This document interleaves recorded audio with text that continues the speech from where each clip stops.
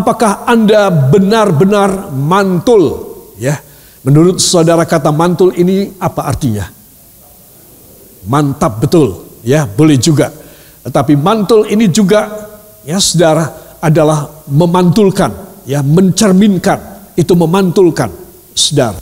Jadi apakah Anda benar-benar mantul, mantap betul, ya saudara. Dulu saya tidak tahu loh artinya mantul itu, saudara. Apa-apa kok mantul, apa-apa kok mantul, ya. Soto aja dibilang mantul, opone sing mantul gitu loh, ya. Sampai akhirnya saya tahu, oh mantap betul, ya. Saya selalu setuju kalau soto selalu mantul. Saudara, apakah Anda benar-benar mantul? Saudara, artinya saudara dan saya ini benar-benar sesuatu yang katakanlah hebat, sesuatu yang luar biasa, yang mantap betul, ya saudara. Nah, itu sebab saya ingin mengajak kita membaca lebih dahulu dari Alkitab, dari Mazmur pasal yang keempat, ayat 7 dan ayat yang ke-8 para kekasih. Kitab Mazmur pasal yang keempat, ayat 7 dan ayat yang ke-8. Dan di sini saudara, kita belajar bagaimana di awal-awal pemazmur, ya di dalam menjilidkan kitab Mazmur ini, pada fasa-fasa awal itu sudah penuh dengan pengharapan. Ya, katakan penuh dengan pengharapan. Dan Tuhan menghargai pengharapan manusia. Ya saudara, dan itu hasil daripada orang yang menaruh harap kepada Tuhan saja. Saudara, jangan menaruh harap pada uang, pada kedudukan, kepada anak-anak saudara yang luar biasa berhasil, kepada orang tuamu, anak-anakku yang masih muda, kepada suamimu yang hebat, kepada istrimu yang luar biasa. Jangan ada satu orang yang Anda anggap sesuatu yang luar biasa dalam hidupmu. Engkau harus berharap hanya dia yang luar biasa, baru engkau mantul banget. Ya, itu sebab para kekasih, ayat-ayat yang akan kita baca ini, Mazmur pasal yang keempat ayat 7 dan ayat yang ke-8 akan membuka kepada kita satu rahasia bagaimana kita bisa menjadi mantul. 1, 2, banyak orang berkata, siapa yang akan memperlihatkan yang baik kepada kita? Biarlah cahaya wajahmu menyinari kami, ya Tuhan. Engkau telah memberikan sukacita kepadaku lebih banyak daripada mereka ketika mereka kelimpahan gandum dan anggur. Amin. Ayat 7 berbeda dengan ayat 8. Saudara, ayat 7 adalah sesuatu harapan yang murni kepada Tuhan. Katakan harapan yang murni kepada Tuhan. Yaitu saya menaruh harap pada cahaya kemuliaan wajah Tuhan yang menjadi harapan saya. Saudara, tetapi ayat 8, saudara, di situ sekilas pada bagian kedua ayat 8 dijelaskan tentang adanya orang-orang yang sangat bergembira karena hasil panen gandum, hasil panen anggurnya melimpah, dan mereka mungkin memberi juga sebagian dari limpahan panen mereka kepada kita orang, sehingga kita juga, wah aku dikasih bagian, ya senang juga. Aku tidak ikut tandur, aku tidak ikut tanam, tidak ikut panen, aku dapat bagian. Saudara, itu secara duniawi, ya. Jadi ayat 8 adalah kesukacitaan secara duniawi yang dibagikan oleh orang-orang yang berhasil kepada kita. Jadi kita juga gembira juga. Gak mungkin kita jadi sedih atau menangis ketika menerima dari mereka, saudara. Tetapi saudara, kalimat ayat yang ke-8, engkau telah memberikan sukacita kepadaku lebih banyak. Katakan lebih banyak. Sukacita yang akan saya terima. Ayo tangan saudara begini. Sukacita yang akan saya terima dari Allah Bapa saya lebih banyak daripada sukacita bila mana saya menerima dari sesama manusia yang berhasil. Saudara, inilah yang kita akan pelajari. Lalu sukacita apa itu? Ya, itu sukacita yang seperti apa? Itu adalah harapan yang disebutkan di dalam ayat yang ke-7. Ya, saudara, banyak orang berkata, siapa yang akan memperlihatkan yang baik kepada kita? Saudara, banyak orang putus asa sampai mereka bertanya-tanya, siapa ya yang mau memberikan kebaikan buat kita? Kita ini sudah jenuh, bosan dengan semua keadaan yang minus, semua keadaan yang terjepit, semua keadaan yang self-isolating. Kita ini sudah bosan semuanya. Kita ini hanya menaruh harap kepadamu, kepada sinar kemuliaanmu. Biarlah sinar wajahmu engkau sorotkan kepada hamba, sehingga hamba bisa memantulkan itu sinar kepada orang-orang yang lain. Sehingga hamba lebih penuh sukacita ketika engkau memberikan harapan kepada hamba menjadi kenyataan. Harapan itu lebih besar daripada kalau orang-orang memberi kepada kami. Bagian mereka diberikan sebagian kepada kami. Itu sukacita tapi tidak seberapa. Saudara yang kekasih, itu sebab tema kita ini harus mendorong kita. Katakan, firman ini harus mendorong saya. Untuk saya secara pribadi menerima jamahan ilahi, perubahan dahsyat dalam sejarah hidup saya. Sejak adanya COVID-19 ini. Saudara, bahwa sesungguhnya COVID-19 ini adalah kehendak Tuhan untuk memulai sesuatu yang istimewa. Saudara, para ahli dari WHO, disetujui oleh semua negara anggota WHO dari PBB untuk setuju memberi istilah nama baru, the new normal. Selesai setiap negara ada pada kondisi grafik Plato mendatar, RO di bawah 0. Di bawah 1, RO di bawah 1. Supaya apa? Supaya ini tanda bahwa sudah sedikit penularan. Ya, kematian sudah tidak ada.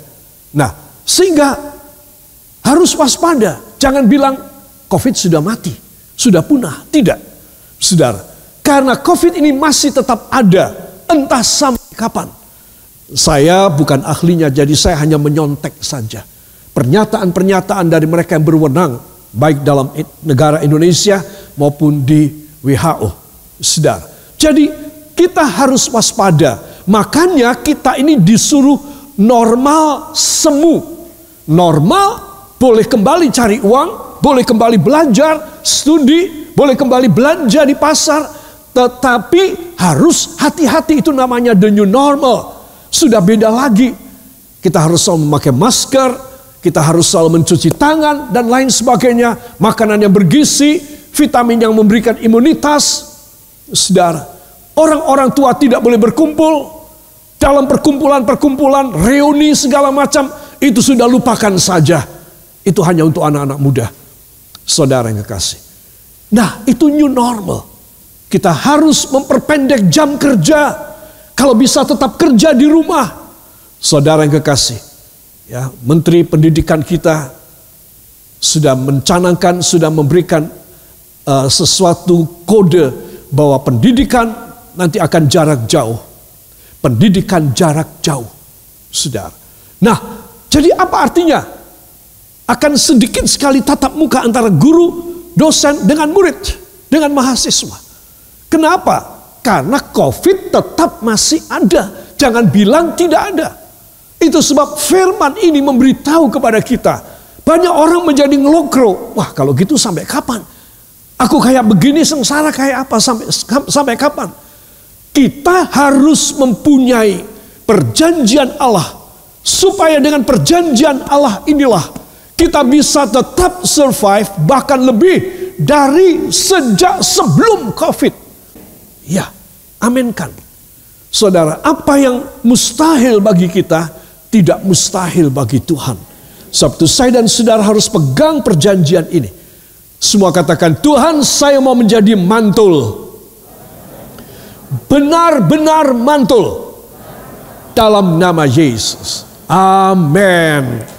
Haleluya.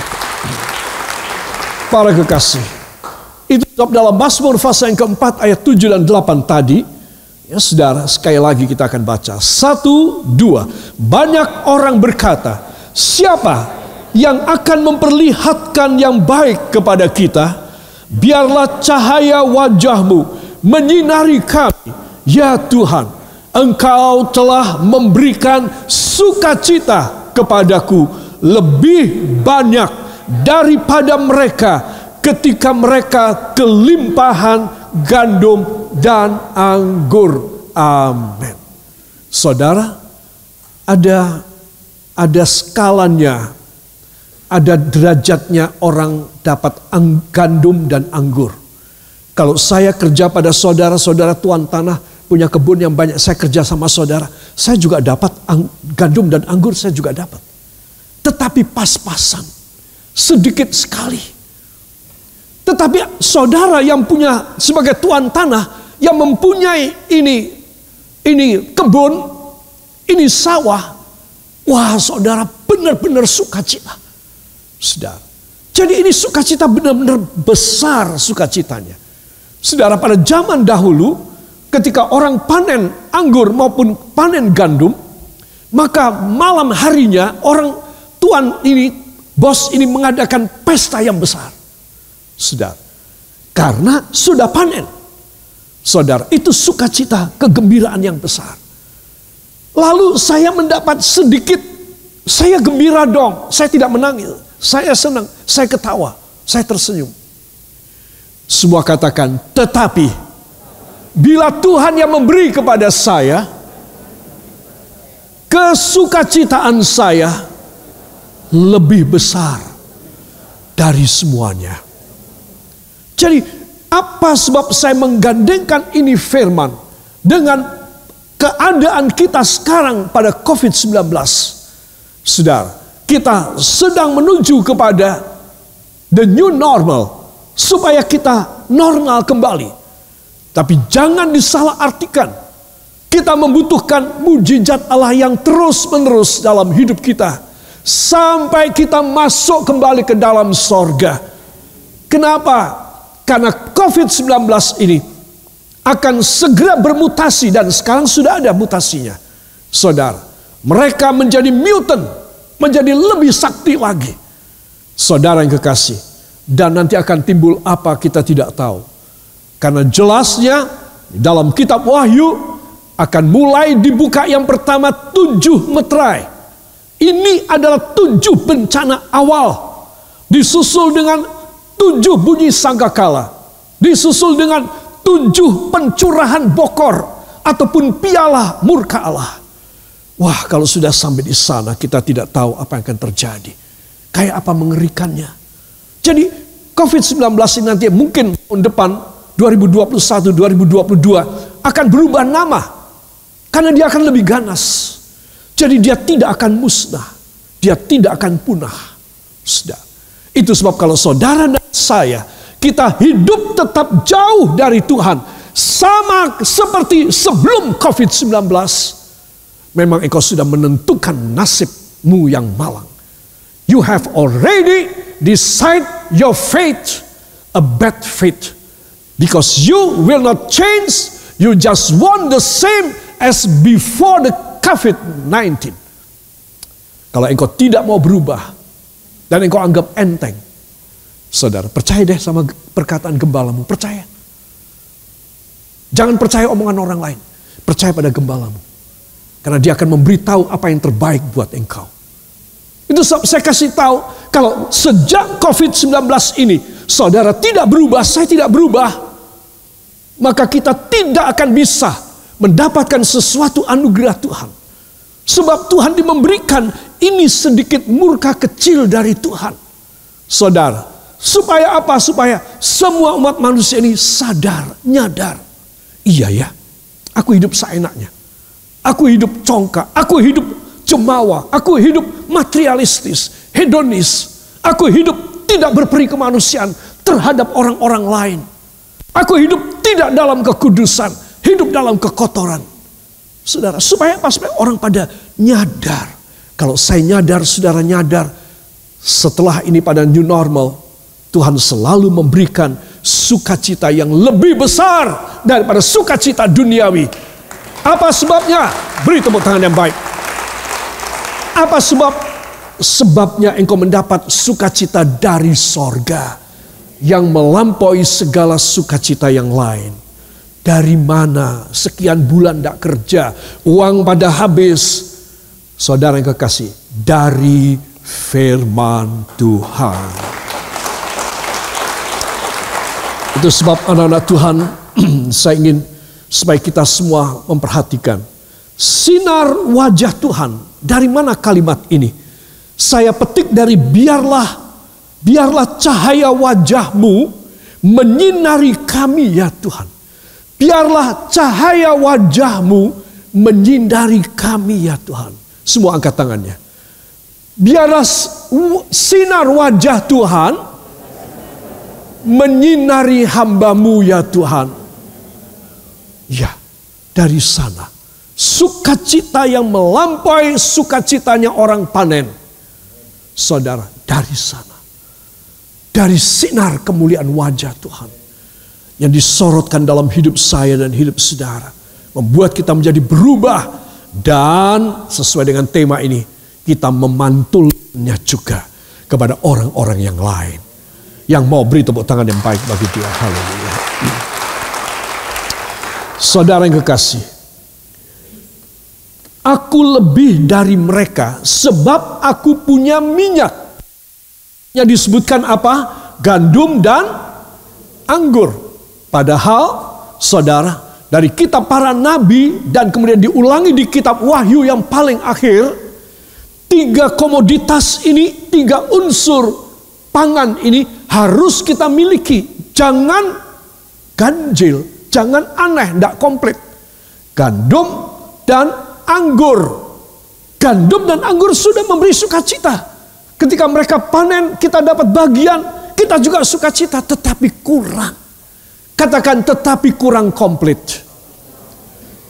Saya perlu minyak, urapan Roh Kudus dalam hidup saya. Barulah komplit. Ya, jadi apa yang membuat kita menerima sukacita yang lebih besar daripada gandum dan anggur saja, yaitu kalau kita mendapat minyak. Dan minyak ini adalah urapan Roh Kudus. Semua kita yang membutuhkan urapan Roh Kudus, itulah yang membuat kita lebih, kita menjadi superlatifnya, superiornya, di atasnya. Kita mempunyai sesuatu kelimpahannya, yaitu minyak. Saudara, gandum dan anggur sudah menyenangkan, tetapi minyak membuat kita menjadi komplit. Hidup setelah COVID ini, maksud saya hidup pada sambungan COVID yang mereda ini. Saudara, dibutuhkan minyak untuk membuat saya dan saudara menjadi luar biasa. Sehingga mantul itu bukan cuma sinar wajah Tuhan yang kita pantulkan saja, saudara, tetapi mantul ini memang mantap betul.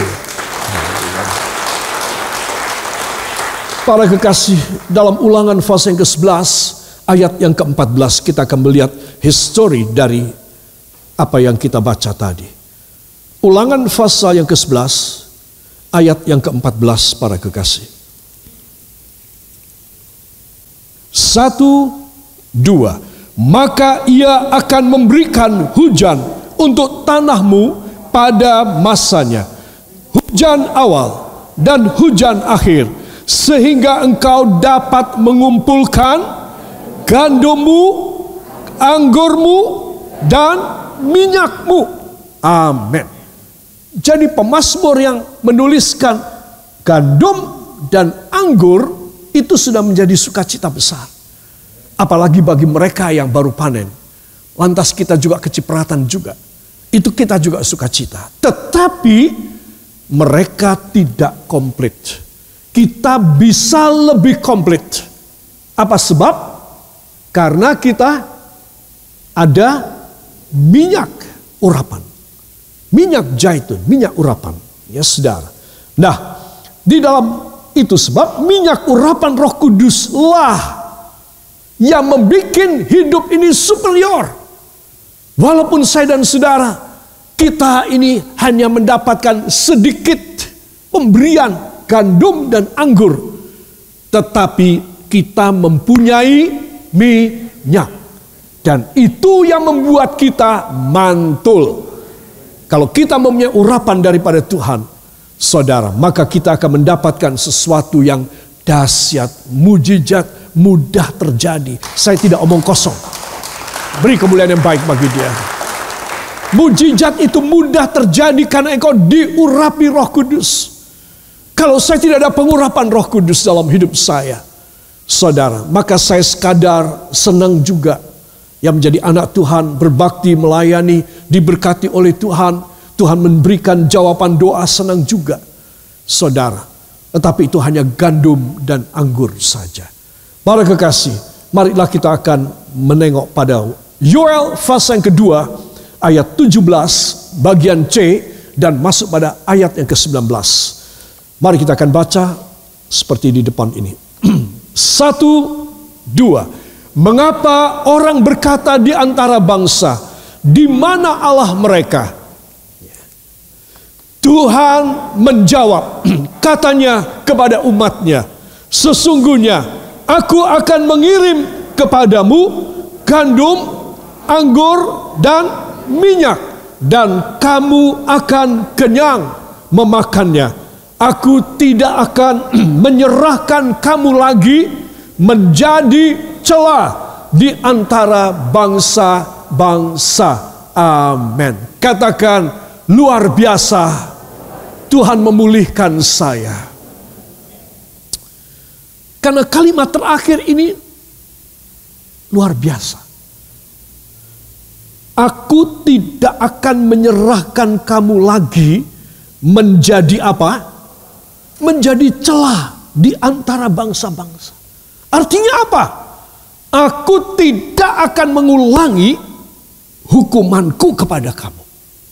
Sehingga pada tempo yang lalu itu aku biarkan menjadi tercela. Kamu ternoda, kamu tercela, dan kamu memang benar-benar celah. Aku tidak akan membiarkan kamu lagi. Aku akan memulihkan kamu luar biasa. Karena aku akan memberi 3 ini komplit. Sebutkan. Gandum, anggur, minyak. Beri tepuk tangan yang baik bagi Dia. Haleluya. Saudara, dan kamu akan kenyang. Semua katakan, dan saya akan kenyang. Dengan kemurahan mujizat Tuhan. Karena saya tidak akan lagi menjadi celah dalam nama Yesus. Saudara, hebat loh. Ini perjanjian lama. Ya, kamu tidak lagi aku izinkan menjadi celah. Enggak. Cukup. Kenapa cukup? Semua katakan, karena saya bertobat. Maka Tuhan menganggap cukup. Dan tidak akan diberi celah lagi. Yang percaya beri kemuliaan yang baik bagi Dia. Haleluya. Saudara yang kekasih, inilah yang menjadi kehendak Tuhan. Ya, jadi dari Mazmur 4 ayat 7 dan 8 tadi, saya perlu mengulanginya supaya kita boleh sadar bahwa semua sukacita duniawi, ya, gandum dan anggur ini adalah firman, ya saudara, dan sukacita. Sukacita itu sudah sukacita. Tetapi akan komplit bila ada Roh Kudus. Katakan amin. Angkat tangan kanan saudara. Ya Allah Roh Kudus, biarlah setiap hari Kau memenuhi hamba, Kau mengurapi hamba, sehingga setiap hari hidup hamba komplit. Yaitu dengan mujizat-Mu. Setiap hari boleh terjadi dalam hidup hamba, dalam nama Yesus. Ucapkan terima kasih engkau yang percaya. Terima kasih Tuhan. Dengan pendahuluan ini kami begitu yakin bahwa hidup kami akan luar biasa sejak masa COVID-19 ini hanya di dalam nama Tuhan Yesus Kristus, Juru Selamat dan Penebus kami. Dan kita semua mengaminkan. Amin. Tuhan memberkati saudara. Para kekasih, itu sebab saya tulis di bawah, minyak urapan roh membikin kita komplit. Ya, baca 1, 2. Minyak urapan roh bikin komplit. Beri tepuk tangan bagi dia. Haleluya. Makanya saya tulis ya dari pendahuluan ini, mantullah. Kenapa? Karena ada minyak urapan Roh Kudus. Para kekasih, kita akan masuk pada inti daripada firman Tuhan ini. Di sini saya ingin menunjukkan pada 2 Korintus 3 ayat 18. Ya, saudara. Mari kita akan baca. 1, 2. Dan kita semua mencerminkan kemuliaan Tuhan dengan muka yang tidak berselubung. Dan karena kemuliaan itu datangnya dari Tuhan yang adalah roh, maka kita diubah menjadi serupa dengan gambarnya dalam kemuliaan yang semakin besar. Amin. Wow, katakan wow. Saudara yang kekasih, dan kita semua mencerminkan kemuliaan Tuhan. Tahu mencerminkan? Memantulkan. Kita semua harus mantul, memantulkan. Ya saudara, kita semua mencerminkan, memantulkan. Cermin, tahu cermin? Cermin itu bahasa Jawanya apa? Apa? Koco. Koco cendelo. Pengilon. Ya, pengilon. Nggih menika pengilon. Nah, kita semua adalah pengilon, mantul. Kemuliaan Tuhan dengan muka yang tidak terselubung. Jadi kalau ini mantul, ini cermin, diselubungi, bisa mantul apa tidak? Tidak bisa. Jadi kita semua harus memantulkan kemuliaan Tuhan. Katakan, saya harus memantulkan kemuliaan Tuhan. Dengan wajah yang tidak terselubung. Ya, para kekasih, saya beritahu kepada Anda.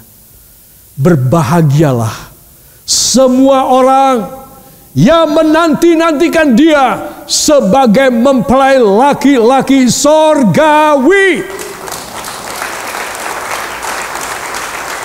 Angkat tangan kanan saudara. Itu berarti, ya Tuhan Yesus, Engkau akan menjamin hamba di dalam masa yang berat ini. Engkau akan menjadikan sejarah baru, ide-ide yang baru, rancangan damai sejahtera-Mu untuk memberi hari depan yang penuh harapan kepada hamba. Engkau membuang rancangan kecelakaan dari hidup hamba dalam nama Yesus. Terjadi pada hamba mulai malam hari ini. Ucapkan terima kasih engkau yang percaya. Terima kasih Tuhan. Kami tidak menanti-nanti angan-angan dan impian kosong belaka. Tapi penantian kami membawa hasil yang luar biasa. Semua pendengar dimanapun Anda berada, Tuhan akan menumpangkan tangan kepadamu dan memberikan jawaban-jawaban doa.